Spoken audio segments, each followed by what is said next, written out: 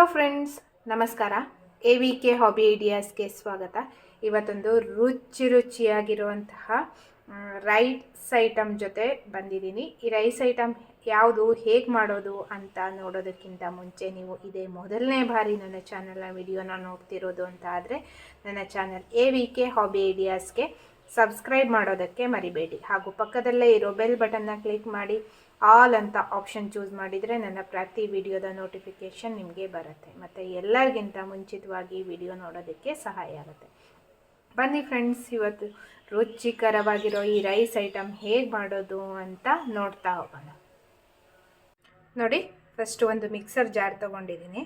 ಅದಕ್ಕೆ ಒಂದು ಹಿಡಿ ಆಗೋಷ್ಟು ಕೊತ್ತಂಬರಿ ಸೊಪ್ಪನ್ನು ಹಾಕ್ತಾಯಿದ್ದೀನಿ.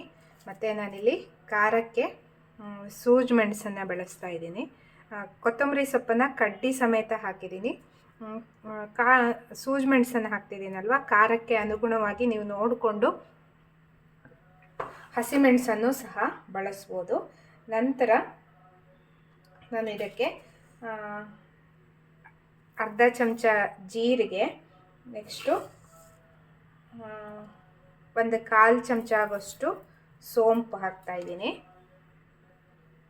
ಒಂದು ಸಣ್ಣ ಪೀಸ್ ಶುಂಠಿ, ಅರ್ಧ ಚಮಚ ಧನಿಯಾ, ನೋಡಿ ಒಂದು ಸಣ್ಣ ಪೀಸ್ ಚಕ್ಕೆ ಮತ್ತು 2 ಲವಂಗ, ನೆಕ್ಸ್ಟು ಒಂದು 1/4 ಕಪ್ ಆಗುವಷ್ಟು ತೆಂಗಿನ ತುರಿ. ಇದನ್ನು ನಾನು ಸ್ವಲ್ಪ ನೀರನ್ನು ಹಾಕಿಬಿಟ್ಟು ನುಣ್ಣಗೆ ಗ್ರೈಂಡ್ ಮಾಡ್ಕೊತಾ ಇದ್ದೀನಿ. ಒಂದು 1/4 ಕಪ್ ಆಗುವಷ್ಟು ನೀರನ್ನ ಹಾಕಿದರೆ ಸಾಕಾಗತ್ತೆ. ನೋಡಿ, ಚೆನ್ನಾಗಿ ಗ್ರೈಂಡ್ ಆಗಿ ಮಸಾಲೆ ರೆಡಿಯಾಗಿದೆ. ನೋಡಿ, ನಾನಿಲ್ಲೊಂದು ಕುಕ್ಕರ್ನ ತಗೊಂಡಿದ್ದೀನಿ. ಇದಕ್ಕೆ 2 ಚಮಚ ಆಗೋಷ್ಟು ತುಪ್ಪವನ್ನು ಹಾಕ್ತಾಯಿದ್ದೀನಿ. ನೀವು ಎಣ್ಣೆಯನ್ನು ಬಳಸೋದಾದರೆ ಎಣ್ಣೆಯನ್ನು ಹಾಕ್ಕೋಬೋದು. ಈಗ ಕರಗ್ತಾ ಇದೆ ನೋಡಿ. ಇದಕ್ಕೆ ಒಂದು ಅರ್ಧ ಚಮಚ ಸಾಸಿವೆ ಮತ್ತು ಒಂದು 1/4 ಚಮಚ ಆಗೋಷ್ಟು ಉದ್ದಿನಬೇಳೆ ಹಾಕ್ತಾಯಿದ್ದೀನಿ.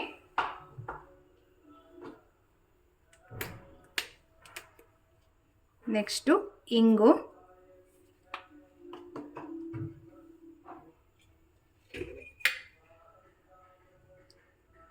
ಸ್ವಲ್ಪ ಅರಿಶಿಣ ಪುಡಿ, 1 ಚಿಟಿಕೆ ಆಗೋಷ್ಟು.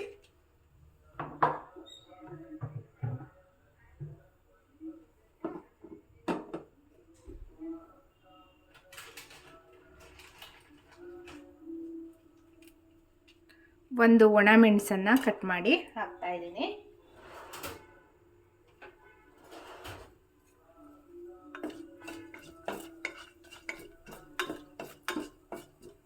ತುಪ್ಪದ ಘಮ ತುಂಬ ಚೆನ್ನಾಗಿ ಬರ್ತಾ ಇದೆ.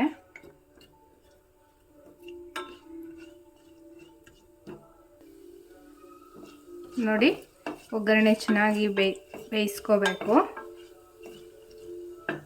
ನೀವು ಇದಕ್ಕೆ ಈರುಳ್ಳಿಯನ್ನು ಹಾಕೋದಾದರೆ ಈ ಒಗ್ಗರಣೆ ಆದ ನಂತರ ಈರುಳ್ಳಿಯನ್ನು ಹಾಕ್ಕೋಬೋದು. ನಾನಿಲ್ಲಿ ಈರುಳ್ಳಿಯನ್ನು ಬಳಸ್ತಾ ಇಲ್ಲ, ಹಾಗಾಗಿ ಡೈರೆಕ್ಟಾಗಿ ರುಬ್ಬಿರೋ ಮಸಾಲವನ್ನು ಹಾಕ್ತಾಯಿದ್ದೀನಿ.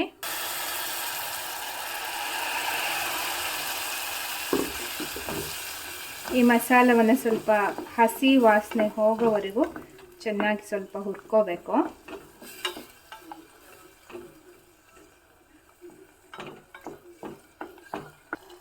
ನೋಡಿ, ಮಸಾಲ ಸ್ವಲ್ಪ ಗಟ್ಟಿಯಾಗಿದೆ.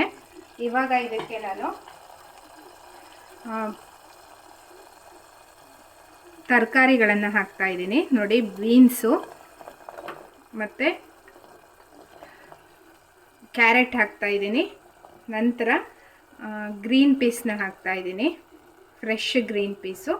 ನಂತರ ಇದಕ್ಕೆ ಇದೇ ಟೈಮಲ್ಲಿ ನಾನು ಶೇಂಗಾವನ್ನು, ಕಡಲೆಕಾಯಿ ಬೀಜ ಅಂತ ಕರಿತೀವಲ್ಲ, ಅದನ್ನು ಹಾಕ್ತಾಯಿದ್ದೀನಿ. ಹಾಕಿಬಿಟ್ಟು ಚೆನ್ನಾಗಿ ಒಮ್ಮೆ ಹುರ್ಕೋಬೇಕು.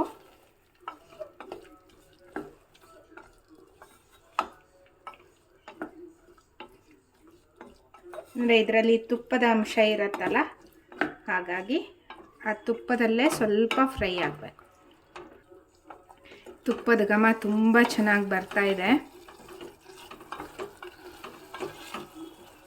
ಮಸಾಲೆನೂ ಸಹ ಸಖತ್ ಟೇಸ್ಟ್ ಕೊಡುತ್ತೆ ಇದಕ್ಕೆ. ಈಗ ನಾನು ಇದಕ್ಕೆ ತೊಳೆದು ಇಟ್ಕೊಂಡಿರೋ ಅಕ್ಕಿಯನ್ನು ಹಾಕ್ತಾಯಿದ್ದೀನಿ. ನಾನಿಲ್ಲಿ ಸೋನಾ ಮಸೂರಿ ಅಕ್ಕಿಯನ್ನೇ ಬಳಸ್ತಾ ಇದ್ದೀನಿ. ನೀವು ಬೇಕಿದ್ರೆ ಬಾಸ್ಮತಿ ಅಕ್ಕಿಯನ್ನು ಸಹ ಹಾಕ್ಕೋಬೋದು. ನಾನು ಇದಕ್ಕೆ 1.5 ಕಪ್ಪು ಅಕ್ಕಿನ ಹಾಕ್ತಾಯಿದ್ದೀನಿ. ನೀವು ತರಕಾರಿನ ಆದರೆ ಯಾವುದೇ ರೀತಿ ತರಕಾರಿನೂ ಸಹ ಬಳಸ್ಬೋದು. ನಾನಿಲ್ಲಿ ಒಟ್ಟು ಎಲ್ಲ ಸೇರಿಬಿಟ್ಟು ಒಂದು 150ರಿಂದ 200 ಗ್ರಾಮ್ ಆಗೋಷ್ಟು ತರಕಾರಿಯನ್ನು ಹಾಕ್ಕೊಂಡಿದ್ದೀನಿ. ಈಗ ಒಮ್ಮೆ ಅಕ್ಕಿಯನ್ನು ಸಹ ಚೆನ್ನಾಗಿ ಮಿಕ್ಸ್ ಮಾಡಿಬಿಟ್ಟು ಇದೇ ಮಸಾಲದ ಜೊತೆನೇ ಹುರ್ಕೋಬೇಕು.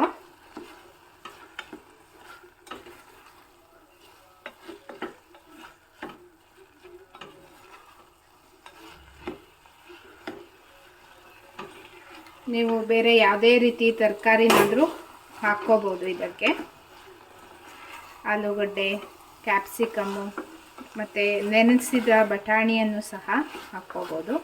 ಜೊತೆಗೆ ಸ್ವೀಟ್ ಕಾರ್ನು ಅದಿದ್ರೂ ಸಹ ಹಾಕ್ಕೋಬೋದು, ಅದು ಸಹ ಚೆನ್ನಾಗಾಗತ್ತೆ. ನೋಡಿ, ನಾನಿವಾಗ ನೀರನ್ನು ಹಾಕ್ತಾಯಿದ್ದೀನಿ.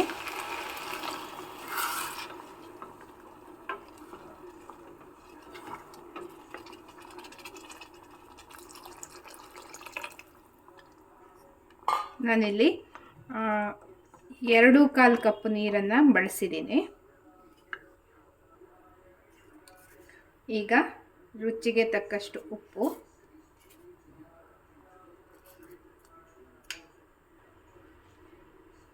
ನಂತರ ನಿಂಬೆ ರಸವನ್ನು 1 ಕಡಿ ನಿಂಬೆ ರಸವನ್ನು ಹಾಕಿದ್ದೀನಿ.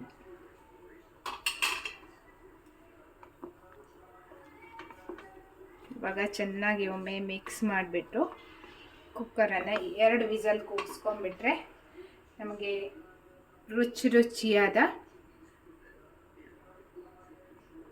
ಪಲಾವ್ ರೆಡಿ ಆಗುತ್ತೆ. ಈಗ ನೋಡಿ, ಕುಕ್ಕರ್ ವಿಸಲ್ ಇಳಿದ ಮೇಲೆ ತೆಗೆದಿದ್ದೀನಿ.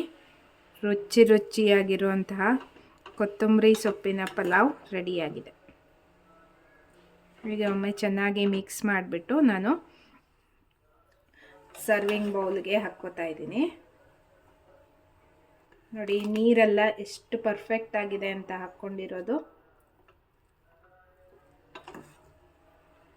ಎಲ್ಲೂ ಮುದ್ದೆ ಥರ ಅನ್ನಿಸ್ತಾ ಇದೆ, ಉದುರಾಗಿ ಬಂದಿದೆ.